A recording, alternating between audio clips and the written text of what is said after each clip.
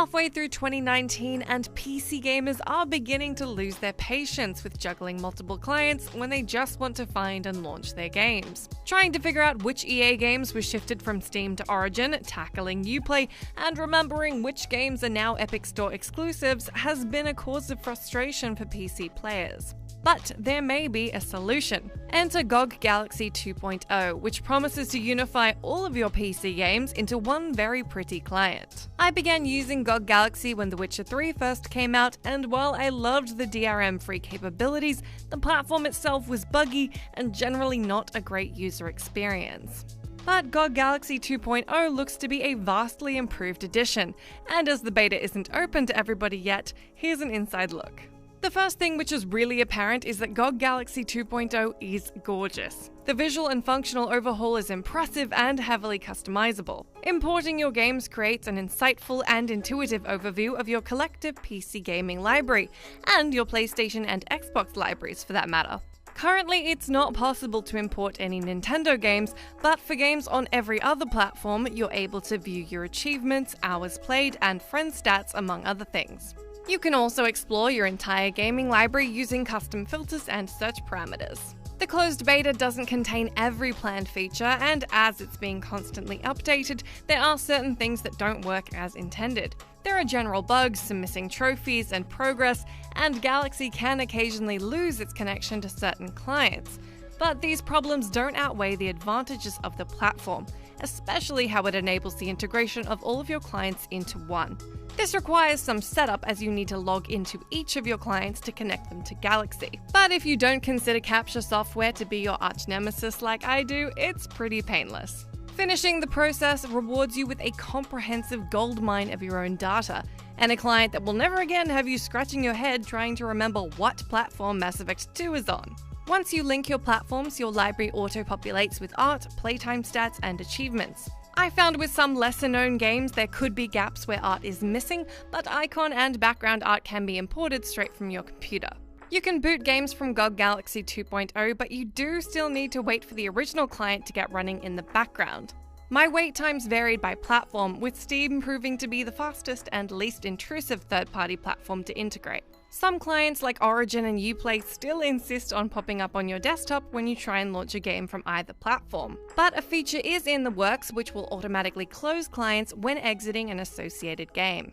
Galaxy does let you install games straight from the launcher, but of course if you want to buy the latest Epic Store exclusive, for instance, you still need to take yourself over to its specific store to buy it. The only time you'll really run into a problem is if you haven't enabled your clients and games to auto-update. I don't auto-update my platforms or games because I still remember getting yelled at for using up all our family's data when I was a teenager living at home. So booting a game like The Division 2 can mean waiting for Uplay to update and run, and then waiting for the game itself to update and run. Bonus points if Galaxy also required an update at launch. Fortunately, sifting through the piles of data in GOG Galaxy 2.0 to find out which game I've logged the most time in, 145 hours in Divinity Original Sin 2 apparently, is a perfectly good time waster while waiting on those progress bars. Generally, you'll want to make sure you are auto-updating so you don't run into this problem, in which case you should sail right through into the game with far less waiting around.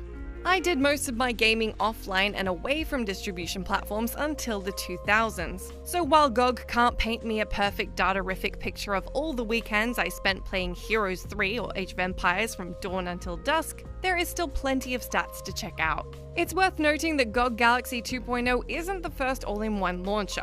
If you didn't already know, Playknight is an open-source library manager that imports games from all your platforms into one. And while by all accounts it does the trick, GOG Galaxy 2.0 has some special additions under its pretty hood.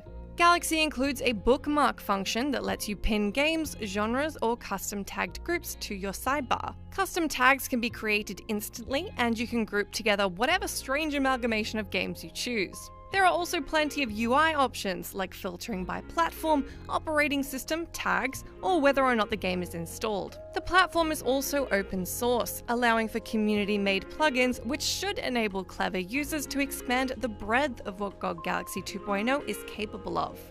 Overall, the process is as streamlined and well executed as you'd expect from a beta. You can hide games in your library, which I did for trials, and if you own a game on multiple platforms, it'll combine the stats under one page for you.